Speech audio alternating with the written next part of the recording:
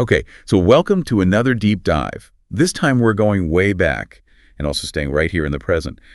We're going to be looking at how ancient beliefs about, well, beings coming from the sky kind of connect to our modern fascination with aliens. Yeah, it's a really interesting overlap, right? And, we've got this text, Anunnaki and Aliens, and it just gets into so many thought-provoking ideas about this whole topic. Right, and that's exactly what we want to do today, really unpack this material you guys have sent our way. We want to trace how these beliefs have evolved, see how they connect, and maybe even figure out why they're so popular right now, why they resonate with so many people. Absolutely. At its core, it seems like there's this deep human need to know whether we're alone in the universe and how we even got here. Yeah, for sure. So let's get right into it, shall we? And what better place to start than with the Anunnaki?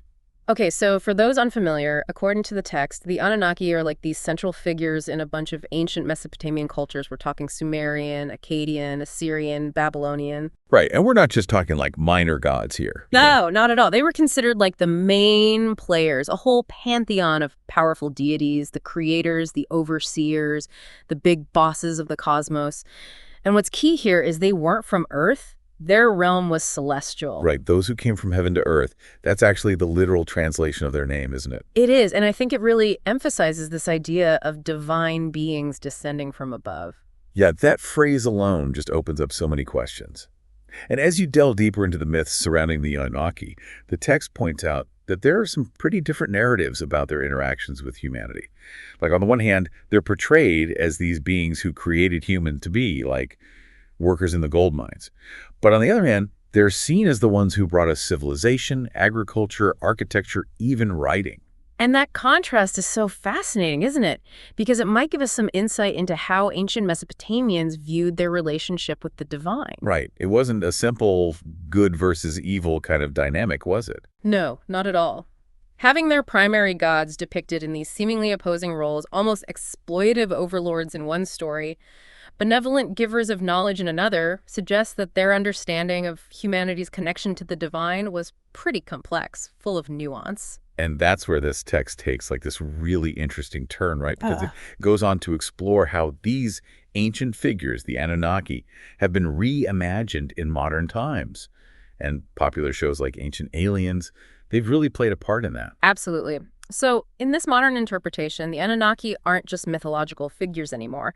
They're reinterpreted as these extraterrestrial beings, like actual aliens, who visited Earth way back when and had a huge impact on human history. And it's not just presented as some kind of symbolic relationship. They're seen as having directly intervened these advanced alien civilizations influencing our development. And there's often this specific imagery associated with them in these modern theories, right? Like the whole reptilian thing, which it's worth pointing out, that's not something you find in the original Mesopotamian myths. That's a really important point. The reptilian imagery has become a major element in a lot of modern alien conspiracy theories, but it's not rooted in the original Anunnaki stories. But I think it's telling that this modern interpretation often portrays the Anunnaki as these engineers of early human civilization, right? It's like a huge leap from what we find on those ancient cuneiform tablets. Yeah, it's a pretty wild reimagining, reptilian aliens shaping human society. And the theories that stem from this modern perspective are pretty mind-blowing. They are. We see ideas that suggest they not only created and manipulated early human societies, but maybe, just maybe, they're still influencing our world today, perhaps in ways we don't even realize. So we've got these ancient gods with their origins in the heavens, and that brings us to this broader modern concept of extraterrestrials, aliens visiting Earth. And the text really dives into the whole phenomenon of belief in aliens throughout history, right? It brings up all these intriguing historical examples of what we might now call UFOs. Right. And when you look back through those historical accounts, it's pretty amazing to realize that descriptions of unusual things happening in the sky, things people couldn't explain, they're not unique to our modern era. It's not just a product of our technology and our obsession with space travel. Yeah, exactly. There are accounts from centuries ago that sound a lot like what people describe as UFO sightings today. Like the text mentions those ancient Chinese records talking about moonboats moving through the sky. Right. And then you've got those wheels within wheels described in the biblical book of Ezekiel. Oh yeah, that one's always been a head scratcher. And even the Roman historian Livy, he wrote about these phantom ships shining up in the sky. It seems like people have been seeing strange things up there for a very long time. They have.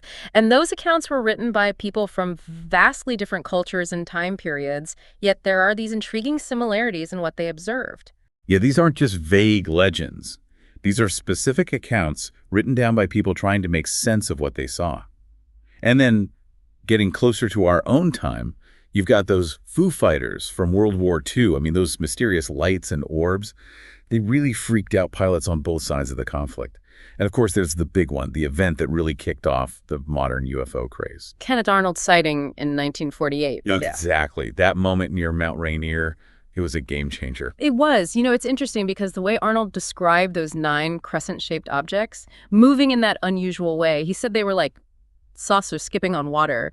But the press kind of tweaked that phrasing. And that's how we got the term flying saucer. Precisely. It became this instantly recognizable image, even if it wasn't perfectly accurate to Arnold's initial description. Yeah, it really captured the public imagination. Yeah. And from that point on, belief in UFOs, in alien visitation, it just seems to have skyrocketed. It really has. That Chapman University study mentioned in the text, the results are pretty eye-opening. The fact that 4 out of 10 Americans now believe in ancient alien visits, that's almost double the number from just a few years ago. And then 1 in 3 Americans believe in modern alien landings. It's a huge shift in public opinion, and it's happened so quickly. So what do you think is driving this surge in belief? I mean, the text talks about how these types of beliefs often become really popular during times of social stress and major upheaval. Like the Cold War era is a prime example of that, right? Right. That connection between societal anxiety and the embrace of these beliefs is really important. When people are facing huge uncertainty, threats, rapid change, it's natural to look for explanations and meaning beyond the everyday. It's like searching for something to hold on to, some sense of order or understanding when everything feels chaotic, right? Exactly. And the Cold War, with that constant fear of nuclear war hanging over everyone's heads, it definitely created a climate where people were primed to believe in the unknown.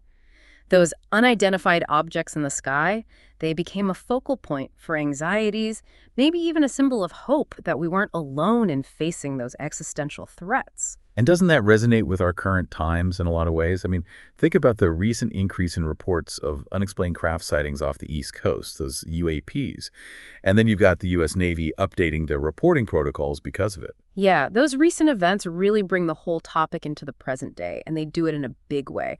The fact that the U.S. Navy, an institution known for its rigorous scientific approach and its operational standards, is taking these reports seriously enough to change their procedures, it lends a lot of credibility to the idea that there's something real, something unexplained being observed out there. Right, it elevates it beyond just anecdotal accounts from random people. It does. Now we're talking about credible authorities, organizations with advanced technology and expertise, acknowledging that there are things happening that they can't readily explain. It shifts the conversation. So let's kind of circle back to where we started, with those ancient beliefs in beings descending from the heavens, and connect that to these modern alien theories. The text points out this fundamental human tendency to believe in non-human, superintelligent beings from above. And it even draws parallels to established religions like Christianity and Judaism. Right. And that's where we start to see this really compelling pattern emerge. For centuries, millennia really, humans have looked up at the sky trying to find answers to the big questions about our existence, where we come from, our purpose in the grand scheme of things. Yeah, like those fundamental questions about who we are and why we're here. Exactly. And many established religions, they provide frameworks to answer those questions, often involving powerful celestial beings. So in a way, the modern belief in aliens could be seen as a modern expression of that same deep-seated human impulse. It's like a contemporary version of that age-old search for meaning and understanding, but maybe viewed through a more secular or scientific lens now, right? That's a great way to put it. It's like that same drive to find something bigger than ourselves, to feel connected to something beyond our everyday lives on Earth. And the text also touches on this idea of meaning, right? Like, why are people so drawn to these ideas, these beliefs? There's a quote from psychology professor Clay Routledge where he suggests that when people are struggling to find meaning in their lives, they might be more likely to embrace the idea of alien life. Right, because that idea inherently suggests that we're not alone in this vast universe. But we're part of something much bigger, something maybe even cosmic in scale. Exactly. In a world where traditional sources of meaning are maybe being questioned or don't feel as universally compelling as they once did, the idea of contact with extraterrestrial intelligence, it offers this whole new grand narrative. Right. It satisfies that innate curiosity we have about the universe and our place within it. And it can make our own existence feel less isolated, more connected to something truly profound and significant on a cosmic scale. Yeah, like we're part of a much bigger story. And the text also mentions how advancements in space exploration, things like Mars missions and the rise of commercial spaceflight, they're making the concept of extraterrestrial life feel increasingly plausible. They are. It's like we're moving from pure science fiction into the realm of actual possibility. Right. It's no longer just something in movies and books. Exactly. As we push the boundaries of space exploration further and further, that likelihood of encountering evidence of life beyond Earth, at least in our minds, it naturally increases. And that fuels the belief that we're not alone, that contact might actually be possible. So that brings us to Diana Pasulka and her book, American Cosmic. It explores this intersection of, well, the paranormal, religion, and the tech world, and it sounds like she's uncovering some pretty wild connections. Her work is really interesting because she's examining how these beliefs, which some might consider fringe beliefs, are finding their way into more mainstream areas, even within the scientific community and Silicon Valley. Yeah, those aren't exactly places you'd normally associate with, like UFO enthusiasts or paranormal investigators, are they? Not necessarily, no, but there's this anecdote in the text about Pasulka traveling to a supposed UFO crash site with a biomedical mogul who has connections to NASA and an astrophysicist. And they're going there to analyze these materials that are described as genuinely anomalous. Wow. That's a pretty interesting mix of people. It is, and it really highlights how those traditional boundaries between science and belief are becoming blurred. You've got individuals with serious scientific and technological credentials actively investigating these claims with a level of rigor that you might not expect. And Pasulka's perspective, which is really fascinating, is that her book is essentially about a new form of religiosity taking root within these sectors. It's like that fundamental human need to understand the unknown, to find answers to those big existential questions that science hasn't fully answered yet. It's expressing itself in new ways. For some, the belief in or even the serious investigation of extraterrestrial contact might be fulfilling a similar role to traditional religion. Right. It provides a sense of wonder, meaning a connection to something larger than themselves. And this idea of rigorous investigation into these unexplained phenomena, it really mirrors those revelations about the Pentagon's secret program, the Advanced Aerospace Threat Identification Program. Yeah, the ATIP. That definitely added a whole new layer of seriousness to this topic. $22 million to investigate hundreds of UFO reports, including those tracked by Navy radar. I mean, that's not something to just brush off. No, it's not. And you've got people like Robert Bigelow, whose aerospace research firm was involved in that program, stating quite clearly that he believes aliens have visited Earth. And even though the Pentagon claims they shut down the program in 2012, there's this lingering suggestion that these investigations might be continuing in some form. It keeps the mystery alive. So as we wrap this up, I think what this deep dive into Anunnaki and aliens really reveals is this long-standing and evolving human fascination with, well, things coming from the sky, things we don't understand. It stretches from those ancient Sumerian gods all the way to the potential alien encounters of today. Absolutely. And it's not just about the events themselves. It's about how we interpret them, how those interpretations change over time, and what those beliefs might tell us about ourselves, our anxieties, our hopes, our search for meaning. Right. We've talked about the Anunnaki, originally understood as these powerful gods from ancient mythology, and how they've been reimagined as potential alien visitors, beings who might have shaped human history. And we've seen this significant increase in belief in alien visitation in modern times, which might be linked to those societal anxieties we talked about that need to find meaning and connection in a world that often feels chaotic and uncertain.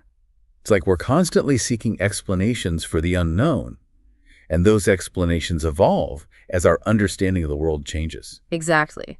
As our scientific and technological knowledge advances, the way we interpret those mysteries, those things we can't easily explain, it naturally shifts as well. The possibility of extraterrestrial life, once relegated to the realm of science fiction, is now being considered through more rigorous scientific inquiry, and as Diana Pasulka suggests, even through frameworks that resemble traditional religion.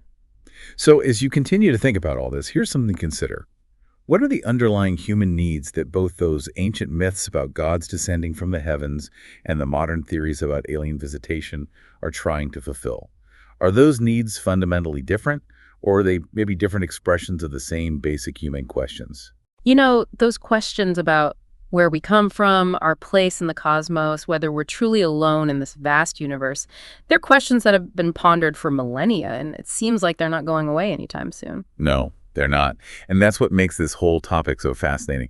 It's a never-ending exploration of the unknown. And it seems like with every new discovery, every new theory, we only uncover more questions. That's the beauty of it, isn't it? It's an ongoing mystery that keeps us looking up, keeps us wondering, keeps us searching for answers. So keep exploring, keep asking those big questions, and who knows what incredible insights we might uncover next.